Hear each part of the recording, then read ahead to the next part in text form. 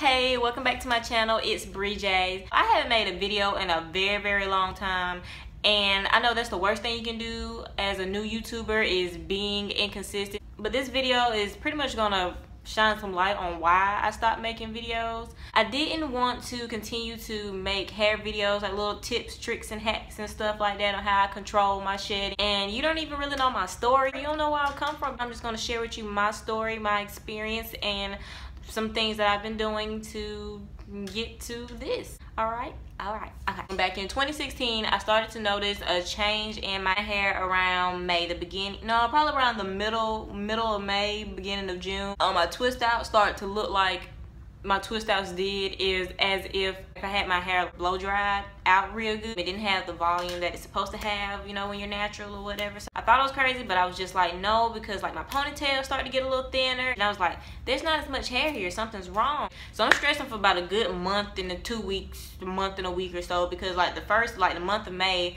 I was just coming home for summer from school. And I was lazy. I was like, I'm not gonna focus on my hair. I don't have to go to school or anything. I don't have to go to more classes. So I'm gonna just put my hair in a bun. That's what I did. I was putting my hair in a bun for the most part of May. So I really didn't notice the shedding for real. I wasn't really wearing twist outs until it got to like the end of May, and I went job searching. And so then I started to do my hair up a little bit more. But then I noticed that the same hairstyles I used to do that, you know, used to make my face pop and make me used to look cute or whatever, you know, they just wasn't working anymore. And I was just like,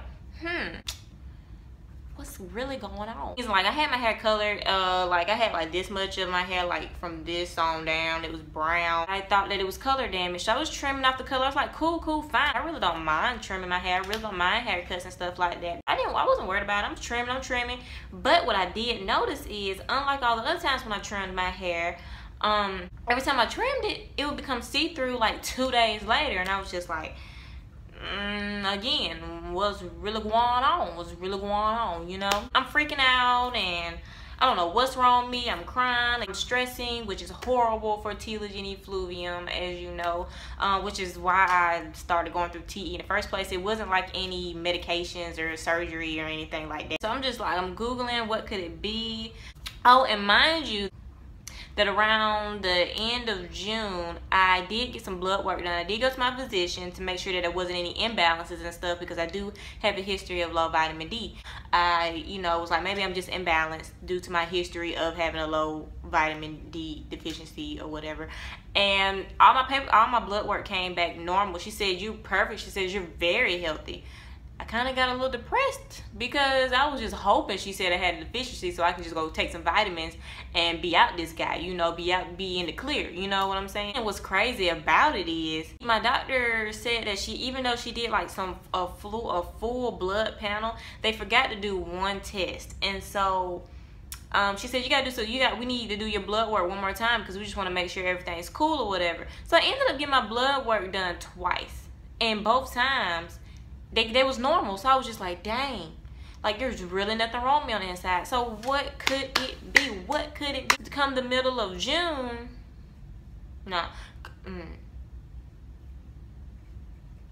come the middle of June, that's when I had came across the possibility of having Telogen Effluvium. Because since I didn't have any deficiencies, I said, let me just look at my hair. Let me just look at the actual strand of hair. I was like, let me see if it's really just breaking off at the end, or am I just losing hair from the scalp? Is it really my scalp? I was like, what is the source of the problem? So I noticed that it was a little white bulb at the end of all of my hairs. And so I Googled hair strand with white bulb at the end of it. And telogen hairs came up. And it said that the white bulb was keratin, balls of keratin, and that's a sign that the whole entire strand of hair has been released from the hair follicle, and that's a sign that is a telogen hair at that point, meaning that it has gone through the telogen phase of the hair growth cycle. And telogen phase is the resting cycle, which your hair follicle no longer you know, is holding on to the hair strand, and it just kind of, you know, lets the hair strand go. It's normal to lose up to, you know, 50 to 100 telogen hairs, because some, you know, parts of the scalp are going to be in the resting phase. But telogen effluvium is when most of the scalp goes into the resting phase, and so therefore you end up losing a lot of the hair. But what bothered me was, it was like, there's nothing you can do about it. You're just gonna have to wait 6 months. I said, okay, I can wait 6 months. I said, I still got a pretty good bit of hair. I had to stop doing twist outs because my twist outs looked bad. I don't know if I got a picture of a twist out, but if I can find one, I will put it in the video somewhere. It will pop up somewhere. So yeah, 6 months had went by, and we come on up to September, because mind you, like I said, I didn't see anything in till May, but that's only because I had my hair straightened the entire month of April. And when our hair is straightened, for some reason, it doesn't really shed. I don't know what the science is behind it, but it doesn't shed at all. I really do think that my TE probably started at the end of April. That was just a guesstimation. So I was like, my TE should stop around September, October. Well, I thought I was in the clear, but it got worse. Towards the middle of October, I had went through like 2 weeks of low shedding. I thought I was done. I thought I could keep my hair. I was like, I'm good. All of a sudden, I got out of the shower, and it was this.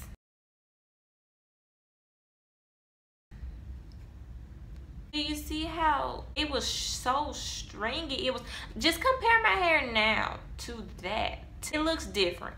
Some of you guys may say it don't look different, but let me tell you guys, like, it was wispy, it was wavy, it was a gross looking see-through texture. And I didn't even realize I had lost that much hair in the shower. I was like, what happened? So I was depressed after that. I was depressed. I was crying, because I was like, not only did my TE not stop after 6 months, but I read that if TE doesn't stop after 6 months, you more than likely have chronic TE, and chronic TE can last up to 7 to 10 years. And at that point, I got worried, and I Googled and Googled and Googled. All I found was a lot of people that said the same thing, that their TE never really stopped at 6 months. A few women in some forums that I seen where they said they had been going through it for like 10, 20 years, and I was just like, wow. Like, they said they would get new growth, but their scalp would not hold on to it. And I was just nervous about that. I was like, oh my gosh, like, I'm just 19. I can't spend the rest of my life losing my hair. Like, I'm just 19. Honestly, I probably would be more comfortable with this if I was like,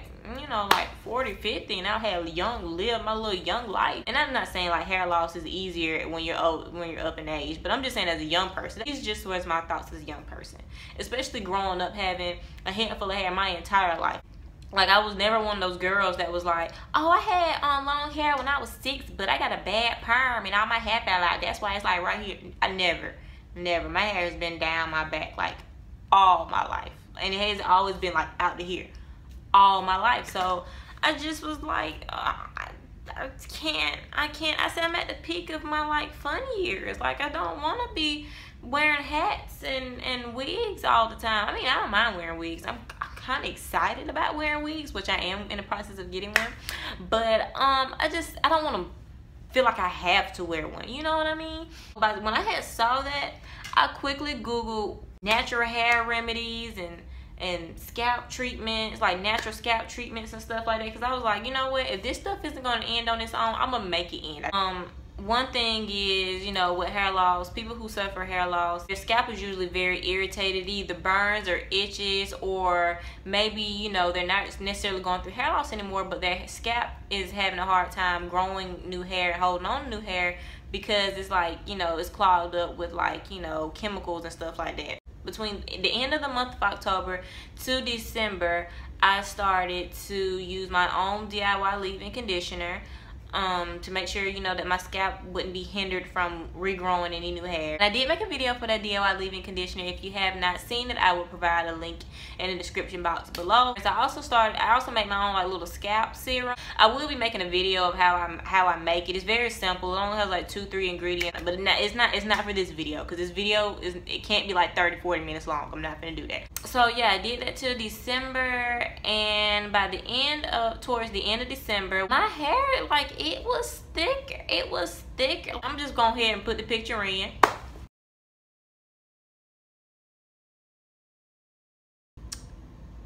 It was thick. Do y'all see that? Like, that is so different from, if you can't tell the difference, then, like, I'm sorry, I don't know what to tell you guys, but I can tell the difference. It was a difference in the way it felt, okay? Maybe I can't tell through the screen or the phone screen, but there was a difference in my hair. So December passed, January passed, and my shedding really had decreased. I was starting to get more comfortable making videos, and then recently, after I made my pet peeve video, I messed up. I had like 3 weeks of shedding, probably like 20 to 30 hairs. I thought I was in the clear, and I jumped the gun and I started back lifting weights, which I said in my do's and don't video. You should probably avoid lifting weights because it increases the levels of DHT in your system, which contribute to hair loss. For most people's cases, it is the prime reason that they have hair loss. And I started lifting weights because I thought I was good, and results said that was a lie. I was lifting weights for like 3 days straight. I was also running heels. I was just putting my body through a whole lot. Just dumb is what I was. 3 weeks isn't even a whole month. You don't go into hair loss overnight. You know what I'm saying? Even though sometimes it seems like you do, it does happen overnight. It doesn't. So I'm like, why would it just stop overnight? Why would it stop in 3 weeks? Just dumb. It's dumb is what I was. So I woke up one morning. My scalp was on fire. It was burning as if, ladies, if you've ever had a relaxer, if you've never had a relaxer and you had your hair bleached or dyed, and like the bleach kind of like landed on your skin, like on your sideburns or whatnot, my scalp felt like that. If I knew my scalp was inflamed, it was burning and itching. When it wasn't burning, it was itching, and when it wasn't itching, it was burning for like 4 or 5 days. And I got even more anxious, which probably worsened it. I got even more anxious because I knew that the more days, the more time went by that my scalp was burning, I knew that more hairs was getting released. I knew that I was finna shed so much hair. I went back to shedding probably about 200-300 hairs. Something else I have to just put in the video, I did try some new herbal oils. I was only just using lavender and peppermint before, but I heard that rosemary acts kind of like Rogaine, well, monoxidil or something like that, which is found in Rogaine. So that was like, it's pretty good or whatever. And I think that kind of played a part in it too, because I'm not good at massaging my scalp in the first place, and herbal oils are very potent. And I kind of ran across this article that says beware of vigorously massaging your scalp with herbal oils. I will put it in the description box below. I mean, it was only one website, and it isn't like it was some doctor. It was just like some researcher who found that people who massage their scalp vigorously with herbal oils, they had like a whole lot of hair shedding, hair loss, because they had like swollen follicles and stuff like that. And then I ran across some other articles. It's like if your scalp irritation persists, it can eventually end up scarring your scalp basically, and there's gonna be parts of your scalp that will never regrow hair. And I was so scared because I really felt like that's what was going on because my hair was burning so bad. So what I did was I did a tea rinse. I was like, if it's DHT, I can just do a black tea rinse. It was still on fire. It was still on fire. I was just like, oh my gosh, what is going on? I kind of just came to the conclusion that I really just irritated my scalp. So to help with the inflammation and the burning, I drank turmeric tea because turmeric is supposed to help with inflammation naturally, and just eating better. Basically, I just decided I wasn't going to focus so much on my scalp topically because I couldn't, because my scalp was so irritated. I was just going to start to try to heal my scalp from the inside as well, because throughout this whole time I wasn't really just eating 100% better either. I was just focusing on what kind of oils and rinses I was doing on my scalp. And you kind of have to attack it both ways. And I will be making a video on like anti-inflammatory and DHT inhibitors and what the DHT and stuff is. But for the sake of this video, again, I'm not gonna, I'm not trying to make it extra long, so it's for another time. But as of now, so just like a little update, as you can see, this is my hair. This is pretty much where I am. I don't think my hair looks bad for tea, and I think it's only remaining this thick because of what I've been doing. I'm not saying I have the cure for tea, but I did want to make this channel because I do think that what I've been doing is helping me. I think it's helping me hold on to my hair. My hair is still long, as you can see, as I'm playing with it throughout the video. not trying to, but I think it's even growing faster than it usually would because of the scalp treatments I've been doing for the TE. I hope that my story and the very small amount of pictures I do have kind of help you guys. Again, I will be making other content where I'm just talking about stuff like pet peeves and stuff like that. So I'm not going to just talk about hair loss and hair thinning because it's depressing. This is more of like the serious part of my channel. So yeah, till next time, I will talk to you guys later, and bye.